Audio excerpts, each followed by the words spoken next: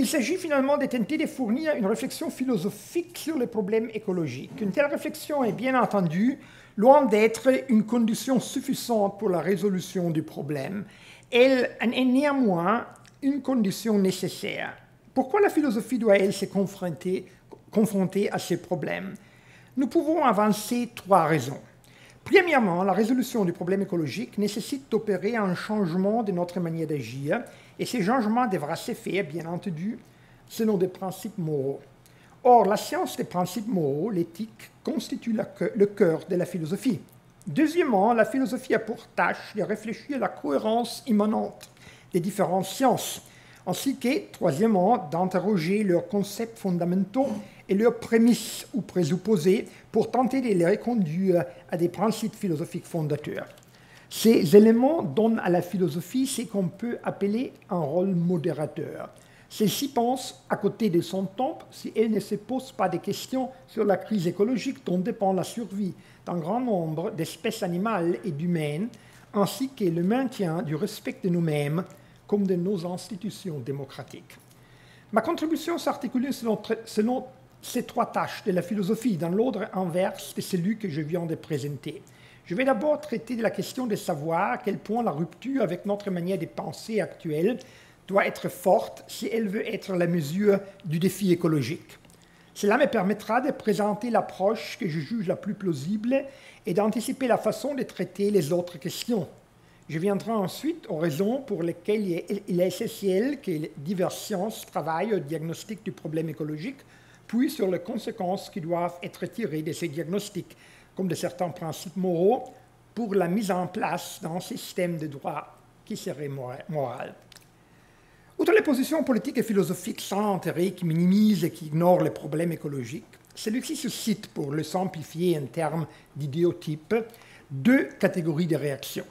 D'un côté, on trouve la position qui, sur base des problèmes graves qui nous menacent, propose une rupture radicale avec une tradition qui nous aurait conduit inévitablement à la crise écologique. La philosophie de la technique de Martin Heidegger est l'exemple philosophique le plus ambitieux de ce type d'approche, seul un dépassement de la métaphysique, seul un retour en pensée qui prend distance vis-à-vis des critères de rationalité de la science moderne pourrait peut-être nous libérer de l'impasse dans laquelle nous nous abîmons depuis des siècles, voire même des millénaires.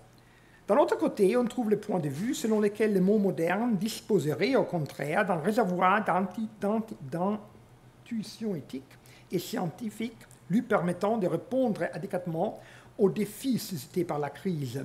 Il suffirait d'actualiser ces intuitions sans besoin de nouveaux principes. Il s'agirait seulement d'appliquer des normes connues depuis longtemps à des nouvelles situations. L'opposition entre ces 2 approches n'est bien entendu pas aussi claire qu'elle pourrait le paraître de prime abord. Il existe plusieurs positions intermédiaires comme celle que je défendrai moi-même dans ce qui suit. Je procéderai de la façon suivante. Je ferai d'abord quelques remarques formelles et générales concernant les problèmes écologiques, pour ensuite discuter de sa dimension descriptive et normative.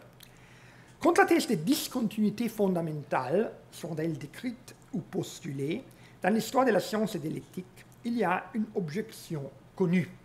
S'il n'y avait effectivement aucun critère de rationalité commun à l'ancienne et à la nouvelle approche de la science et de l'éthique, le passage de l'une à l'autre constituerait un événement sans médiation, lequel ne pourrait pas être reconstruit par des arguments.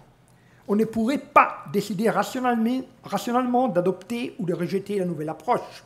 On ne pourrait que subir, pour ainsi dire, les changements vers la nouvelle approche. Lorsqu'on se situe au cœur de l'approche du moment, on peut en effet en défendre la rationalité, mais seulement de l'intérieur et de manière circulaire. Depuis Thomas Kuhn, ces approches discontinues sont souvent appelées paradigmes, même s'il est possible d'utiliser le terme paradigme d'une manière beaucoup moins radicale. Celui qui désigne la théorie de la relativité comme un nouveau paradigme par rapport à la mécanique classique peut très bien considérer que les critères de rationalité n'ont pas du tout changé dans le passage de l'une à l'autre théorie, mais que seuls les concepts d'espace et de temps, qui sont certes fondamentaux, ont changé. De cette observation s'ensuit, à mon avis, que lorsqu'on parle d'un changement de paradigme en faisant référence à nos problèmes écologiques, cette expression ne peut se rapporter qu'à des principes relativement fondamentaux. En aucun cas, elle ne peut référer aux plus hauts critères de rationalité.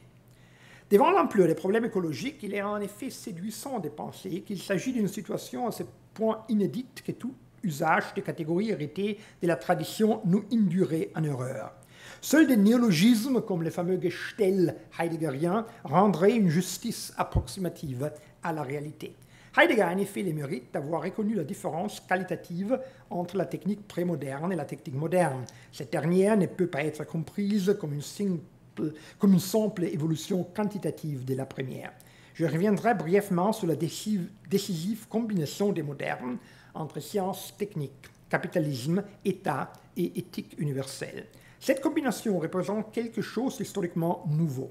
Elle est en outre un présupposé nécessaire pour comprendre l'envergure de la crise écologique qui nous occupe. Or, ce constat important ne doit pas détourner notre attention du fait que la pollution anthropogénique de l'environnement n'est en aucun cas un privilège de la modernité. D'un côté, l'histoire de la Terre a présenté de nombreuses et massives modifications de l'environnement naturel qui n'ont pas été causées par l'homme et dont il n'est pas donc pas responsable. Il suffit de penser aux diverses glaciations majeures et mineures. D'un autre côté, la jeune discipline qu'est l'histoire environnementale a démontré combien la pression exercée par l'homme prémoderne sur son environnement fut elle aussi puissante. L'homme prémoderne s'est rendu coupable de nombreux péchés environnementaux, non seulement dans les contextes des premières civilisations, il suffit de penser à la large déforestation pourrie par les Romains, avec ses effets d'érosion, mais aussi dans les contextes de ce qu'on appelle les cultures archaïques. L'homme préhistorique lui-même a contribué à l'extinction de certaines espèces, peut-être même au changement climatique. Ni les habitants originaires de l'Australie ni ceux de l'Amérique n'ont toujours géré les ressources de manière soutenable. Mais ceci ne modifie en rien l'énorme différence quantitative existant entre ces dégâts et les dégâts produits par la modernité tardive en raison de la grande différence des possibilités technologiques, de la densité de la population et du système de valeurs en place. Les dégâts de la modernité tardive atteignent pour la première fois la totalité de la planète et se propagent à une vitesse stupéfiante. Il est en effet toujours possible de défendre la thèse selon laquelle les cultures archaïques et les premières civilisations partaient d'un rapport beaucoup plus proche de l'homme à la nature environnante, interprété alors comme ordre, comme nous avons ce matin, que l'homme post-cartésien, qui en tant que res cogitans, se situe en opposition à la res extensa.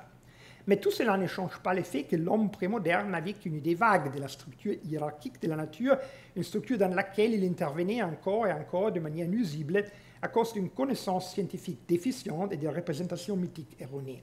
La science a augmenté la portée de notre intervention dans la nature, mais elle a aussi remplacé au moins une partie des idées intuitives relatives à l'écologie dans les cultures prémodernes.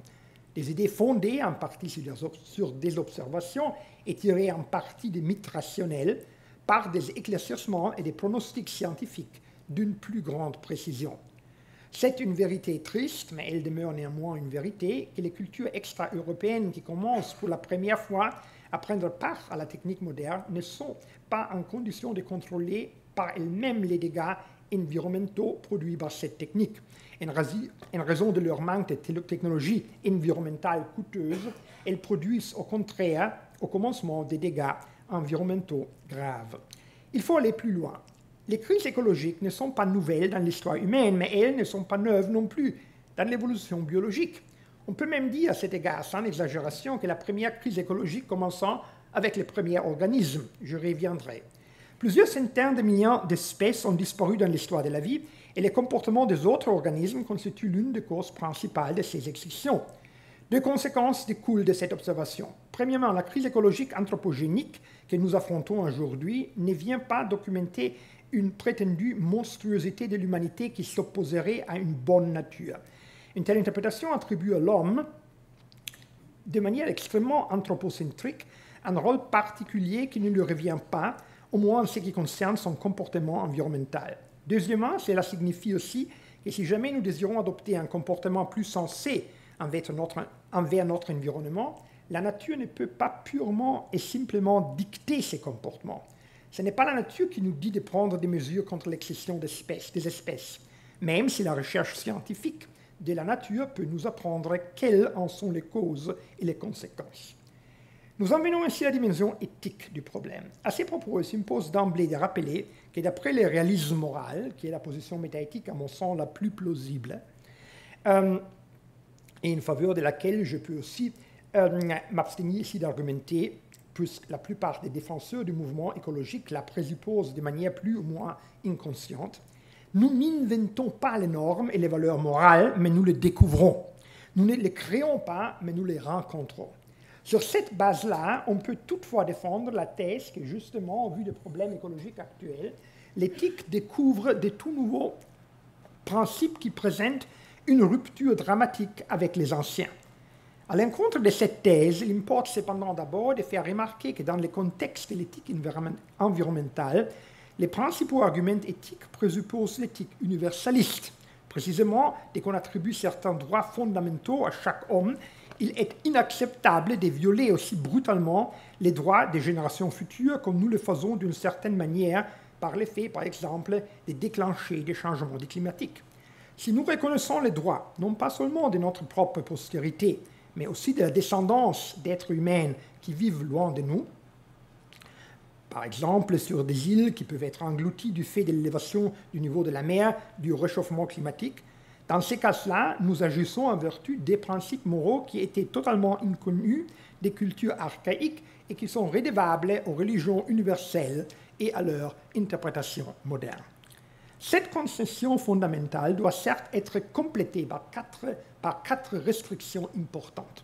Premièrement, il faut admettre que les problèmes éthiques et ontologiques que pose le concept central, lesquels devraient être discutés plus en profondeur plus loin, des droits des générations futures sont considérables et que, même si depuis très longtemps l'humanité a reconnu un niveau intuitif des devoirs envers ses descendants, et même si l'éthique traditionnelle n'a jamais contesté de tels devoirs, mais les a au contraire toujours présupposés, on ne trouve des théories élaborées de ce type de devoirs qu'au XXe siècle, à savoir dans l'utilitarisme, chez John Rawls, chez Hans Jonas et dans l'éthique du discours.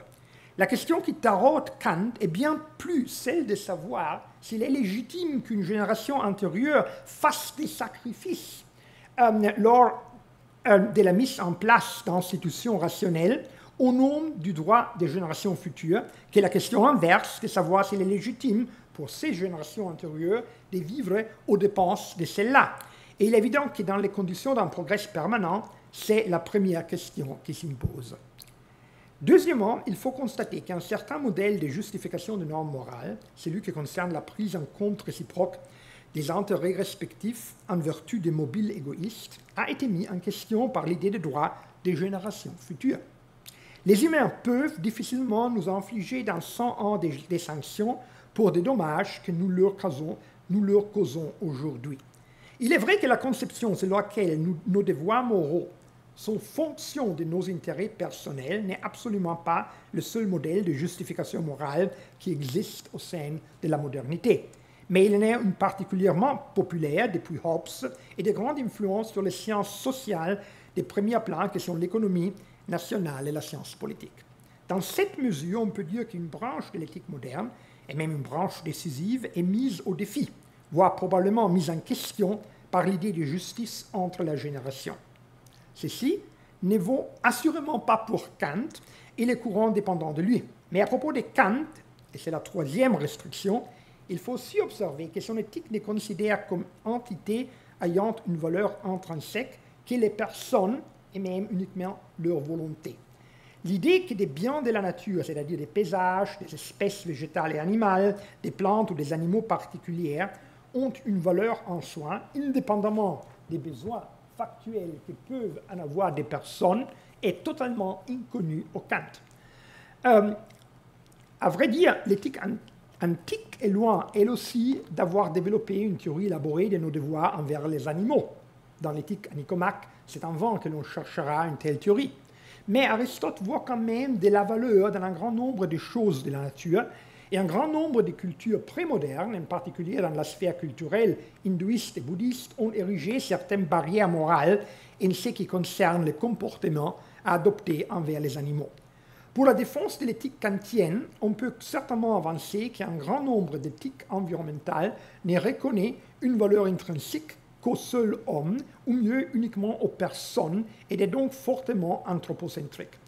Mais il existe d'autres approches dont la plupart, mais pas toutes, sont tout du moins légèrement anthropocentriques et attribuent donc aux personnes une valeur intrinsèque plus élevée qu'aux animaux et aux plantes, mais pas seulement à eux une valeur intrinsèque. Il reste que ces approches ne présentent pas non plus de ruptures fondamentales avec les bagages éthiques de la modernité, car l'utilitarisme a intégré dans son calcul éthique les douleurs d'animaux capables de souffrir. Et certes, la thèse d'une valeur intrinsèque de la nature extra-humaine peut être aussi tout à fait défendue sur la base d'une théologie de la création, de telle manière que les défenseurs de cette théorie sont loin d'évoluer tellement en marge des anciennes conceptions éthiques qu'ils ne le croient. La quatrième objection prend en considération l'idée qu'une des causes de nos problèmes écologiques est justement l'éthique universaliste. Dans quelle mesure? Il ne fait aucun doute qu'à mesure que les hommes, avec l'évolution de la démocratie et de l'état social moderne, ont prétendu aux bénédictions de la consommation moderne, la pression sur l'environnement a été renforcée. Derrière les représentations hédémonistes des masses, à la gestion desquelles la politique des États industriels modernes prend part, se trouvent certainement des idéaux égalitaires et universalistes. Une consommation presque aussi élevée que celle des plus riches devrait être permise autant que possible à l'ensemble de la population. À l'échelle de la planète, la même idée conduira au fait que dans les pays émergents prospères, une consommation plus proche de la nôtre s'imposera également, avec la conséquence inévitable d'un accroissement jusqu'à l'impasse de nos problèmes écologiques, du moins aussi longtemps qu'aucune innovation technique majeure n'aura eu lieu. Cependant, ce que l'on peut répondre à cette objection, c'est que nos problèmes écologiques sont précisément la conséquence de l'absence de prise en considération d'une dimension primordiale du concept universaliste de justice, à savoir celle de justice intergénérationnelle. Une condition nécessaire, même si elle est non suffisante pour la rationalité d'une théorie éthique, est son universalisme, qui n'a pas à être remis en question, d'autant plus que ce n'est absolument pas l'universalisme en soi qui détermine notre niveau de consommation actuel. Il ne fait que prescrire une égalité approximative. Si la consommation des générations actuelles porte atteinte aux possibilités de vie des générations futures, alors elle n'est pas universalisable et dans cette mesure, elle est immorale. La restriction de la consommation doit se produire universellement. Les exigences liées à la justice intergénérationnelle doivent être mises en médiation avec les exigences liées à la justice des classes à l'intérieur d'un État et celles liées à la justice internationale. C'est une tâche qui n'est évidemment pas facile, même en théorie. La réalisation d'un tel idéal de justice sera l'une des tâches principales de notre siècle. Tâche difficile pour laquelle cela vaut la peine de se battre. Le problème de l'écologie n'est donc pas exclusivement un problème de justice, même s'il l'est aussi et surtout. Cependant, avant de développer les conséquences d'un concept de justice intergénérationnelle au niveau des diverses institutions, certaines réflexions concernant les autres dimensions de la problématique doivent être développées. Car l'éthique ne peut être concrète que si elle connaît les champs dont elle cherche à définir les normes et que si elle comprend les causes du comportement qu'elle veut corriger. Sinon, elle ne pourra pas avoir d'influence sur la réalité. Parmi les considérations déjà avancées, a déjà été évoquée l'idée selon laquelle notre comportement écologique est la conséquence de l'addition d'évolutions diverses, généralement organiques, spécifiquement anthropologiques et finalement particulièrement modernes. Ainsi, j'ai avancé auparavant que la première crise écologique a commencé avec les premiers organismes. Pourquoi ? La particularité de la forme d'existence organique est que la forme complexe des organismes ne peut être maintenue que par un échange permanent d'énergie et de matière, c'est-à-dire par le métabolisme. Le métabolisme, tout comme la téléonomie de la forme, fait partie des traits constitutifs de l'organique. La forme d'existence organique est précaire et il en découle qu'elle ne peut être maintenue au long terme que par la capacité de reproduction. Mais le métabolisme et la reproduction de l'organisme impliquent par définition une pression croissante sur les ressources. À vrai dire, les premiers organismes étaient hétérotrophes et ils constituaient, pour cette raison, la plus importante source de nourriture les uns pour les autres. Cette situation aurait de toute évidence mené à l'extinction de l'aventure de la vie qui commençait seulement si l'une des inventions les plus formidables de cette vie ne s'avait réalisée peu après, la photosynthèse. C'est seulement grâce à elle qu'on pu s'imposer des cycles biogéochimiques et des cycles alimentaires stables qui ont permis l'expansion de la vie. Cette expansion de la vie dans son ensemble est à vrai dire corrélée à l'annihilation d'innombrables organismes, comme à l'extinction et à la pseudo-extinction d'espèces vivantes. Sans modification de l'écosystème, il ne pourrait pas y avoir d'évolution. Alors que dans le cas de la pseudo-extinction d'une espèce, une ou plusieurs espèces descendantes naissent de l'espèce ancêtre, de sorte que, malgré la disparition de celle-ci, son matériel génétique subsiste. Dans le cas d'une extinction d'espèces, les individus d'une espèce ne produisent pas des descendants. La cause de l'évolution est la concurrence entre les différentes espèces et entre les individus d'une même espèce, concurrence qui conduit à des problèmes de sélection, à des processus de sélection alors qu'elle est une conséquence nécessaire de la fécondité excessive, donc du fait qu'il n'est plus d'individus qu'il n'est possible d'en nourrir. Sans facteur limitant, le nombre d'individus d'une population augmenterait de manière exponentielle. C'est donc la croissance de la population et non la croissance des besoins qui crée des déséquilibres écologiques dans le monde organique, mais qui fait cependant aussi progresser l'évolution. Il n'y a pas uniquement les facteurs abiotiques qui ont une fonction de limitation dans ces processus, mais aussi et surtout des biotiques comme les individus de la même espèce, les prédateurs, les proies. Plus la vie est prospère, plus l'importance des facteurs biotiques limitants grandit. Ce qui est intéressant pour la question qui nous occupe est le fait que précisément la prédation particulièrement prospère d'une proie par un prédateur, qui est dépendant de ce seul animal, conduit nécessairement à une diminution de la population du prédateur. Seule cette diminution permet le rétablissement de la population proie et garantit par ce fait la survie de l'espèce à laquelle appartient le prédateur. L'analyse systémique précise des dépendances fonctionnelles réciproques entre les différents paramètres abiotiques et biotiques constitue un objectif majeur de la science de l'écologie.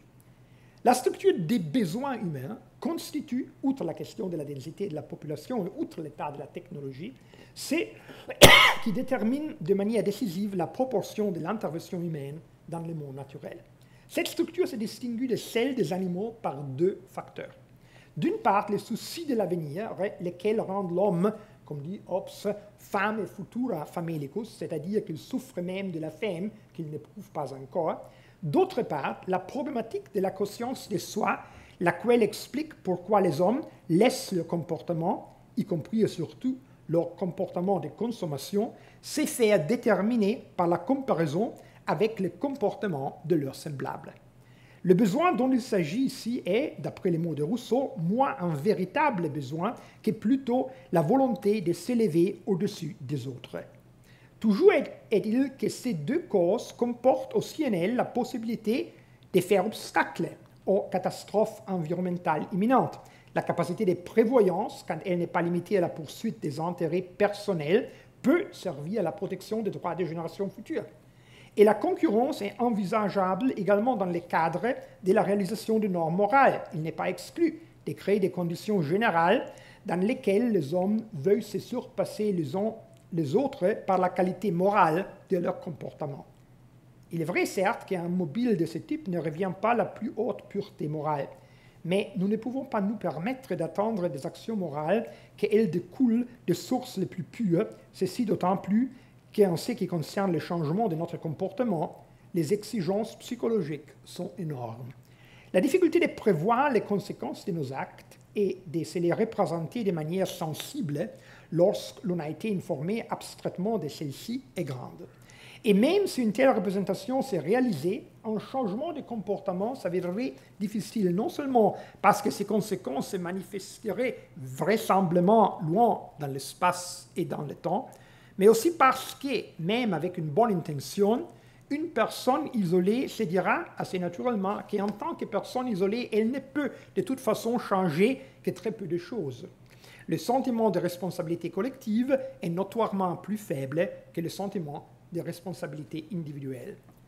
La vie humaine ne peut pas être expliquée par une approche purement individualiste. Les intérêts individuels, les efforts pour la reconnaissance et enfin les valeurs se forment sur fond d'institutions sociales. Il est difficile de contester que l'économie est devenue, au XXe siècle, le sous-système social dominant, et encore moins que notre modèle économique explique en partie les nuisances actuelles sur l'environnement. Notre modèle économique est le résultat d'une évolution historique déterminée qui résulte de la conjonction inconnue dans l'Antiquité de la science, de la technique et du capitalisme, de l'État moderne ainsi que de l'éthique universaliste. La technique moderne n'aurait pas été intellectuellement possible sans sa conjonction avec une science qui, à différence de celle de l'Antiquité classique, conçoit l'infini de manière positive, fait passer la quantité avant les déterminations qualitatives, et de là aspire à une mathématisation totale du monde, abandonne les causes finales, expérimente totalement et devient ainsi dépendante de sa collaboration avec la technique. Et elle n'aurait pas été financièrement possible si elle n'avait pas été mise au profit de la production des masses, derrière laquelle se trouve de plus en plus la maximisation des gains comme fin en soi. Le monopole du droit et du pouvoir par l'État moderne a facilité le déploiement systématique de l'économie et les conceptions égalitaires, comme nous l'avons déjà expliqué, on pourrait ainsi dire imposer la mise en place d'un ordre social qui permet le plus haut niveau de consommation possible au plus grand nombre de personnes possible. Il va de soi cependant qu'il n'y a aucune alternative possible à un système juridique et économique, de quelque nature qu'il soit. Certes, le concept de rareté, central du point de vue de la constitution du champ économique, indique qu'à fond, il devrait y avoir moins de tensions entre l'écologie et l'économie que ce que l'on considère couramment, et dès l'instant où les problèmes écologiques s'avèrent aussi et surtout un problème de justice, et où le droit ne peut pas être correctement compris autrement que comme un effort pour la justice, alors il est clair qu'une solution juridique des problèmes écologiques est indispensable. Même si nous connaissions tous les événements de l'histoire du monde, et même si nous savions exactement ce qui s'est passé, ce qui se passe et ce qui se passera, nous n'aurions encore aucune réponse à la question « que devrons-nous faire ?» On ne peut pas déduire des propositions normatives à partir des propositions descriptives. Nous savons depuis Hume que ce qu'on appelle le sophisme naturaliste est inadmissible. Cet argument est à mon avis décisif et s'oppose à l'adoption, motivée par une espèce de solidarité avec la nature, d'une métaphysique naturaliste qui aplanit la différence entre être et devoir être. La plupart des normes concrètes doivent en effet être fondées, en tant que conclusion, à partir d'un syllogisme mixte, à partir d'une proposition normative qui prescrit l'attente d'un but B et à partir des propositions descriptives qui montrent que M est un moyen nécessaire pour B, nous pouvons déduire qu'il faut, s'il n'y a pas d'autres principes moraux supposants, recourir à M. En ce qui concerne maintenant les principes purement normatifs, j'ai déjà mentionné que la modernité est parvenue à un consensus quant à l'idée que toute éthique rationnelle doit présenter un caractère universel. Autrement dit, elle doit partir du postulat selon lequel toutes ces normes doivent être généralisées. Expliquons-nous. Un être rationnel ne peut avoir un droit ou un devoir que si tous les autres êtres rationnels ont, ceteris paribus, les mêmes droits ou les mêmes devoirs. Ce principe n'est pas bien entendu une condition suffisante, mais seulement une condition nécessaire pour l'aménagement d'une éthique concrète. Nous avons aussi besoin d'hypothèses relatives aux biens fondamentaux comme la vie, la santé, la propriété, la liberté, des biens qui doivent ensuite pouvoir être accordés à tout être rationnel. Je laisserai de côté les problèmes de la justification de ces hypothèses. Mais notons en passage que les arguments transcendantaux sont, c'est ma position, les plus prometteurs à cet égard. Il s'agit notamment des arguments qui réfléchissent aux conditions des possibilités de notre propre action ou de notre propre argumentation. Dans cet article, je ne discuterai pas non plus la question de savoir si ces arguments peuvent être développés pour défendre une vision du monde selon laquelle les organismes non humains sont aussi porteurs d'une valeur intrinsique. Mais j'estime que cette théorie est correcte. Je me limiterai à prendre les droits des générations futures comme point de départ, car il est plus facile d'envisager un consensus par rapport à cette dernière question. Je m'appuie par ailleurs sur l'idée que les droits des générations futures ne signifient pas seulement une revendication morale confiée à la moralité individuelle. Ils constituent plutôt un droit dans le sens classique du droit naturel, c'est-à-dire une revendication qui, pour des raisons morales, peut ou doit être imposée par des moyens coercitifs.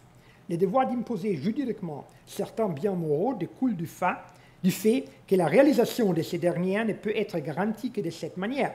La plupart des hommes se conduiraient immoralement s'ils ne se pensaient pas protégés face à des injustices analogues, entre autres par la menace dissuasive des sanctions négatives.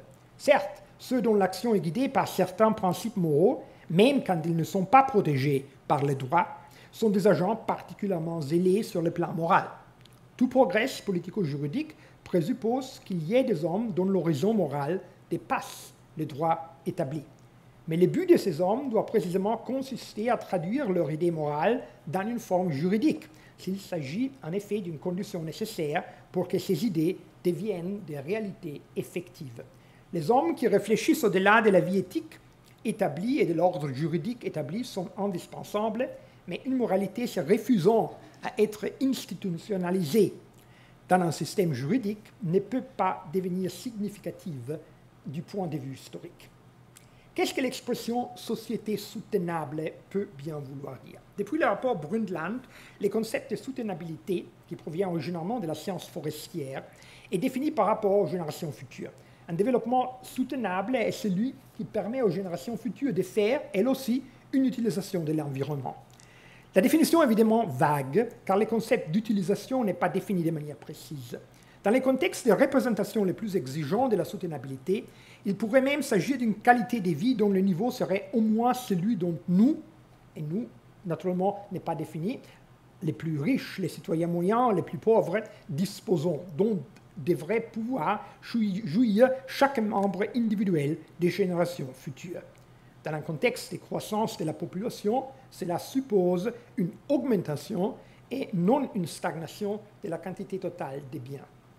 Un développement soutenable ou non soutenable ne fait pas seulement référence à l'environnement, mais aussi, par exemple, aux politiques concernant les finances, les pensions de retraite, les marchés du travail, etc. Ces questions ne seront bien entendu pas abordées aujourd'hui, bien que leur signification ne soit pas de beaucoup inférieure à la dimension écologique de la soutenabilité pour une politique juste. Les concepts de droit des générations futures requièrent évidemment des éclairages.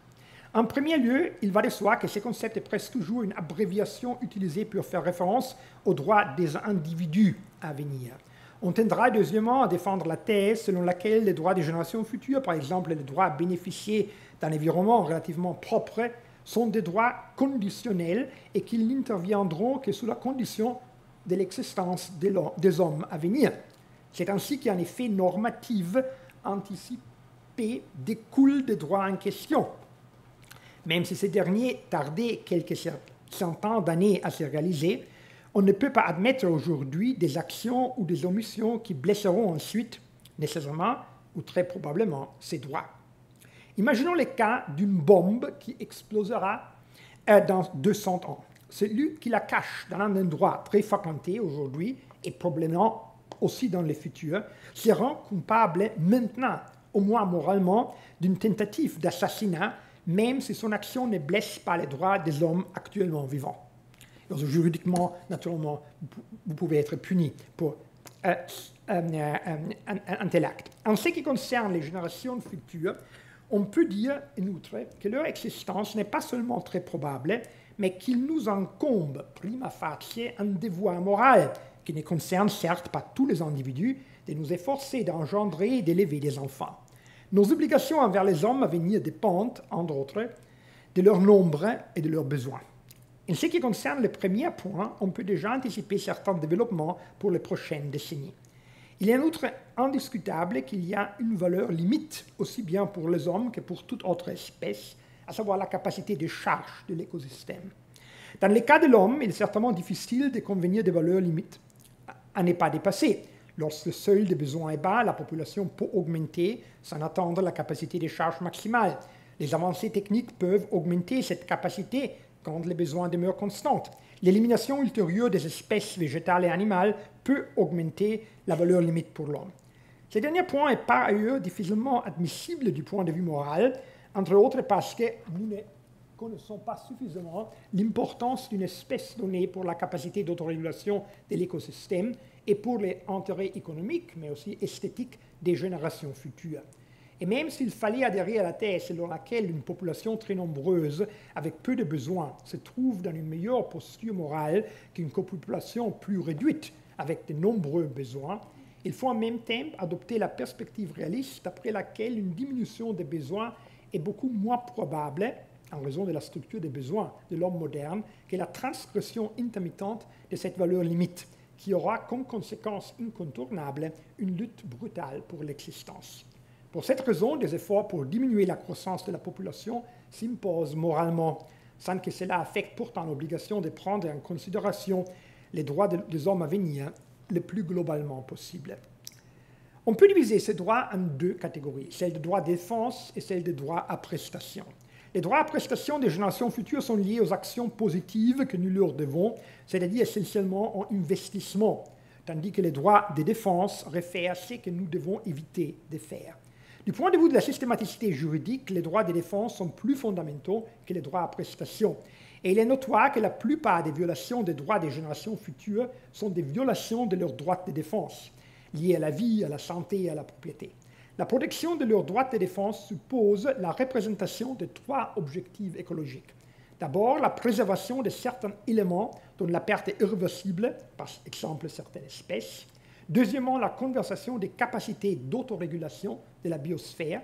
Et troisièmement, la conservation, dans certains cas, d'un état constant donné.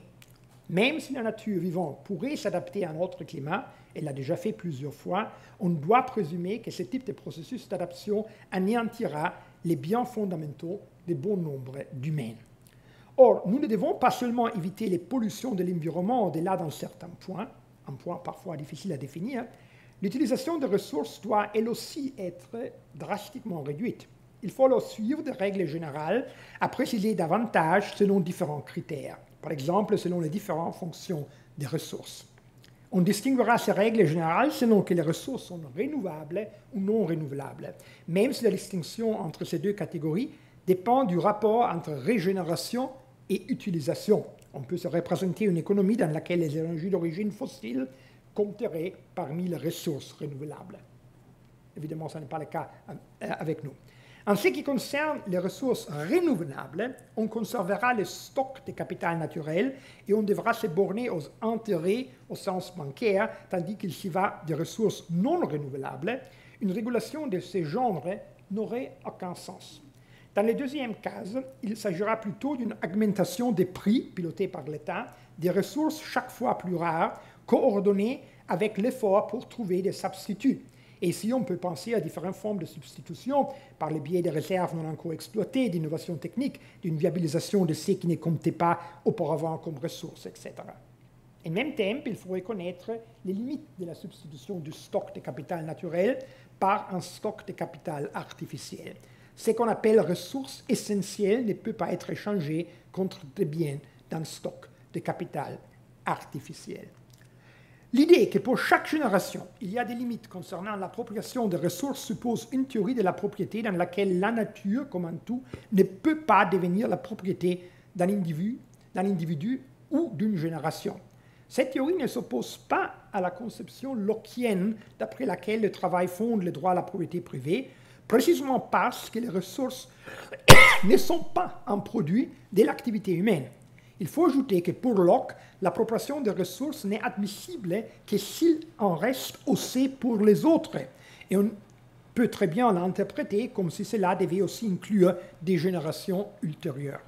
Dans ces cas, l'idée selon laquelle l'appropriation a eu lieu lorsque tout le monde possédait aussi des biens et qu'à ce moment-là, la propriété a été transmise selon les principes du droit naturel, ne suffit pas pour justifier la répartition actuelle de la propriété. Si l'appropriation ou la transmission de la propriété conduisent à une situation où les plus pauvres de cette génération ou des générations futures n'ont pas suffisamment accès aux ressources, elles ne devraient pas être considérées comme légitimes d'un point de vue moral. Mais un droit raisonnable doit évidemment reconnaître le droit à la propriété, quand bien même toujours limité, aussi et précisément parce qu'aucune autre forme de propriété n'exhorte à la responsabilité comme la propriété privée. Depuis la perspective du droit naturel, on partira de l'idée que les ressources naturelles brutes utilisables par une génération devraient être réparties selon le nombre d'hommes actuellement vivants. De cette manière, chacun aura la même quantité d'espace environnemental, un concept auquel on peut faire référence également en ce qui concerne la partie de la nature que l'individu est autorisé à polluer avec des émissions, de manière à ce que cette activité soit universalisable. Il va de soi que pour avoir une allocation raisonnable de ressources, certaines parties de mon propre espace environnemental doivent être échangeables avec d'autres parties. En ce qui concerne les biens naturels, dont le partage détruirait l'essence, le plus raisonnable semble être une solution par enchère, tant que tout un chacun reçoit dans un état de nature fictive la même quantité des moyens de paiement, il serait juste que celui qui est prêt à faire des sacrifices majeurs à cause d'un bien non partageable puisse l'obtenir. Il est en outre important que les concepts de propriété soient pensés à partir de la notion d'utilisation. Cela signifie que, après l'utilisation d'un objet, l'acheteur devrait avoir droit à le rendre au producteur portant la responsabilité du traitement des déchets. Et dans le scénario idéal, cela veut dire dans le contexte d'une économie circulaire. Il faut évidemment protéger la propriété privée légitime par le biais, entre autres, du droit de la responsabilité civile. Ce dernier devrait être adapté à la sphère internationale et dans certains cas, comme celui des préjudices dus aux catastrophes climatiques, il devrait être imposé par des tribunaux internationaux. Les victimes environnementales doivent être dédommagées selon les principes du pollueur-payeur. L'externalisation des coûts environnementaux ne peut pas être admise. Certes, dans les contextes de nombreux dommages environnementaux, il n'est pas possible d'identifier un responsable individuel. Mais la réponse à ce problème tombe cependant sous l'essence. La création d'un fonds de dédommagement qui doit être financé par les apports de ceux qui polluent l'environnement, des apports proportionnels au risque des dommages qu'ils génèrent. Il y a des raisons de penser que l'on peut faire davantage avec les moyens de droit civil qu'avec ceux du droit pénal, même si la construction progressive du droit pénal environnemental est incontournable. Les États dont les obligations sont plus radicales devraient obliger les filiales des entreprises locales à l'étranger à s'en tenir aux standards locaux.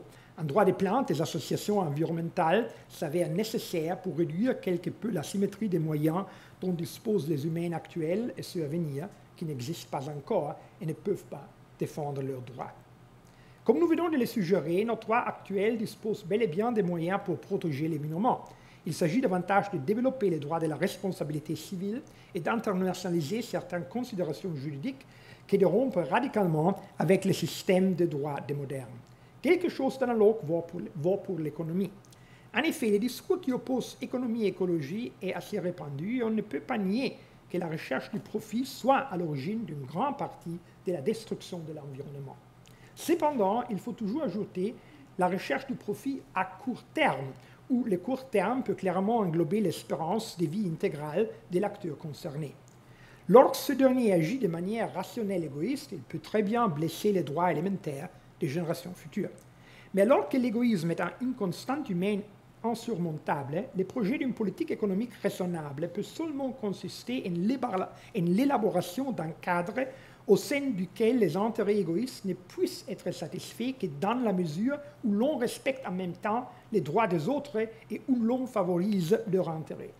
Une polémique générale contre la rationalité économique est en effet hors propos, car l'efficience, l'élément central de la rationalité économique, a un sens purement formel et on peut donc l'associer à des bons aussi bien qu'à des mauvais objectifs. Une mesure est plus efficiente qu'une autre lorsqu'elle permet d'atteindre un objectif avec un effort moindre ou de produire plus de résultats avec le même effort. Dans la mesure où le but est évalué positivement et l'effort réalisé, lequel limite nos possibilités futures de servir le but. est évalué négativement, il y a une obligation morale de procéder d'une manière efficiente lors de l'implémentation des buts moraux. Or, l'efficience n'est pas toujours bonne. Nous ne pouvons pas désirer que les criminels travaillent de manière particulièrement efficiente. Mais quand les buts sont caractérisés comme moraux, il y a une obligation morale d'augmenter l'efficience. On trouve une bonne illustration de ces problèmes dans les activités de charité. Alors que nos ressources financières et émotionnelles sont limitées, nous ne devrions pas dilapider notre compassion dans chaque petit problème et nous devrions faire des dons aux organisations qui travaillent de manière plus efficiente, plutôt qu'à celles qui présentent des autres dépenses administratives, au moins dans la mesure où notre but n'est pas de promouvoir cette administration-là. Quelque chose d'analogue vaut pour les problèmes de l'environnement. Les mesures visant une protection de l'environnement doivent être efficientes. En raison de la taille du problème, nous ne pouvons absolument pas nous permettre de nous passer de l'efficience, c'est-à-dire de la rationalité économique. Certes, dans l'économie nationale actuelle, des mauvaises décisions lourdes de conséquences sont prises, comme celle de mesurer la prospérité d'une société par les produits intérieurs bruts. Cela pose un problème, entre autres, parce que l'on y compte tous les coûts liés à des coûts de compensation. Les dommages environnementaux exigeant une réparation génèrent une augmentation du PLB. Dans le contexte d'une politique environnementale intelligente, il s'agit évidemment de remplacer les réparations par la prévention. Mais même qu'il y a des aspects essentiels du bien-être humain qui ne se laissent pas saisir quantitativement, l'alternative ne peut pas être arrangée en bloc de l'analyse quantitative. Il est plus utile d'adopter la mesure du bien-être net d'une société, laquelle a obtenu en soustrayant les coûts du bien-être du produit intérieur net. Qui plus est, il faut reconnaître que l'universalisation du schéma du marché est bel et bien le point de départ adéquat pour renforcer la protection des générations futures. Pourquoi? Dans l'économie des marchés, les prix résultent de l'offre et de la demande. Et l'on ne voit pas trop bien comment les prix pourraient être établis autrement si l'on perdure à se représenter l'objectif comme étant l'équilibre entre l'offre et la demande, pour ne rien dire des plus grandes opportunités de liberté dans une économie de marché. Seule la montée du prix d'un bien devenant chaque fois plus rare permet d'inciter à traiter plus soigneusement les biens en question et à en augmenter l'offre.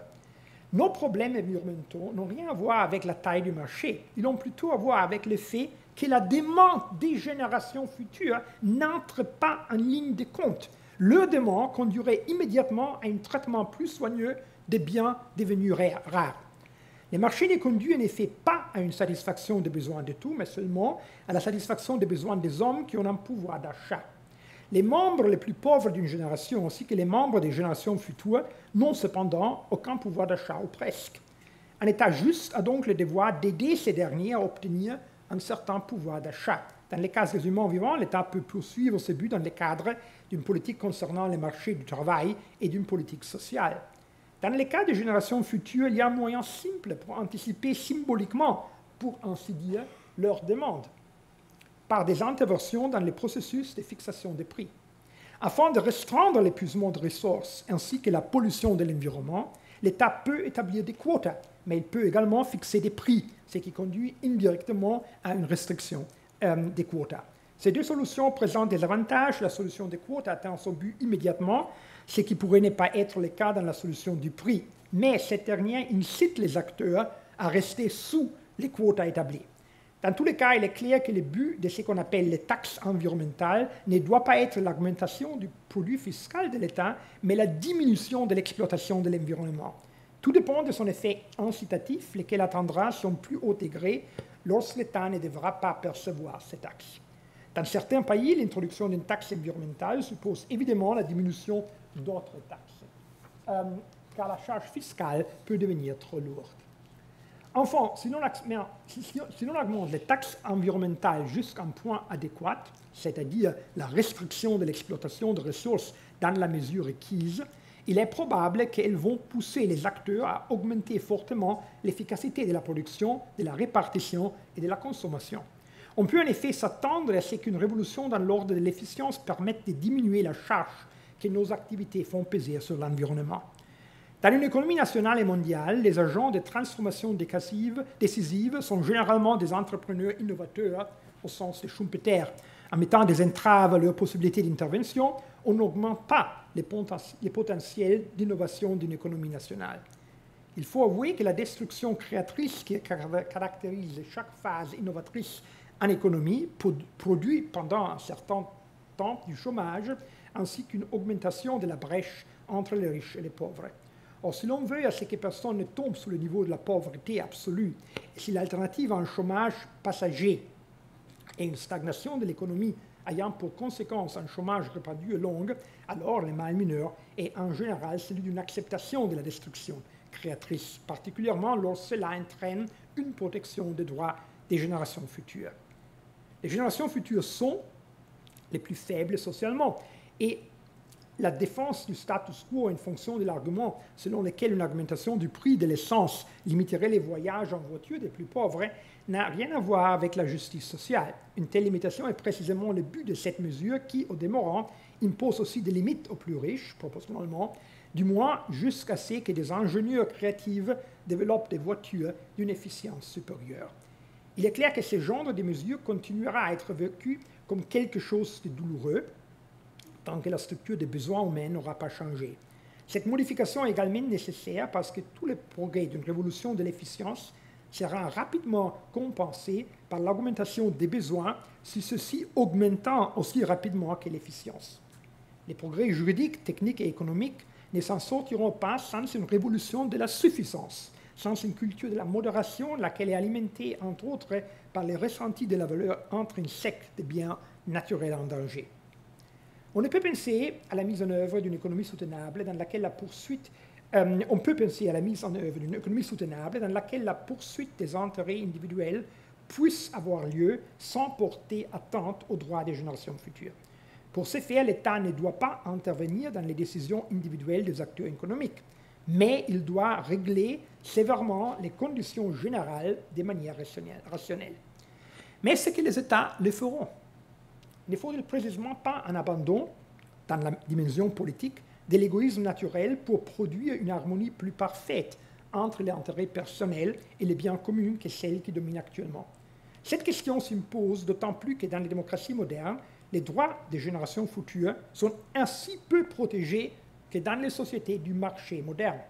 Les générations futures, non seulement n'ont aucun pouvoir d'achat, elles n'ont en outre aucun droit de vote et aucun représentant. Il faut cependant considérer que les démocraties modernes présentent un lien complexe entre deux principes indépendants du point de vue logique, même s'ils peuvent être associés, à savoir l'idée du pouvoir de la majorité, le principe de la majorité, et le principe libéral de la protection des droits fondamentaux de tout un chacun, même face à la majorité. Les tribunaux constitutionnels peuvent rejeter des lois promulguées majoritairement par le Parlement lorsque ces dernières transgressent la Constitution en transgressant par exemple les droits fondamentaux. Si la protection des générations futures est reconnue comme un but de l'État, et si même les droits individuels des membres des générations à venir sont reconnus par la Constitution, les tribunaux constitutionnels pourraient et devraient alors défendre leurs droits ou leurs intérêts.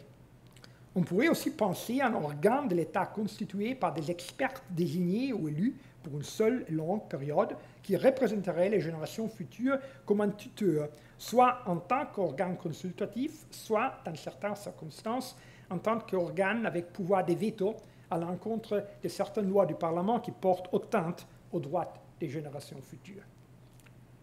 L'une des plus grandes difficultés concernant la réalisation d'une justice intergénérationnelle se trouve sans doute dans la dimension internationale du problème. Il est tentant, surtout en ce qui concerne la globalisation, qui a conduit à une surexploitation de ressources dans beaucoup de pays, d'exiger une limitation du commerce international et peut-être de la coopération internationale en général. Et nous sommes témoins maintenant d'une forte révolte antiglobaliste. À ces sujets, on peut en effet argumenter que les prix mondiaux des coûts associés au transport sont très loin du niveau qui leur correspondrait si l'on considérait les droits des générations futures, et que pour cette raison, le transport couvrant de longues distances n'est pas raisonnable d'un point de vue écologique.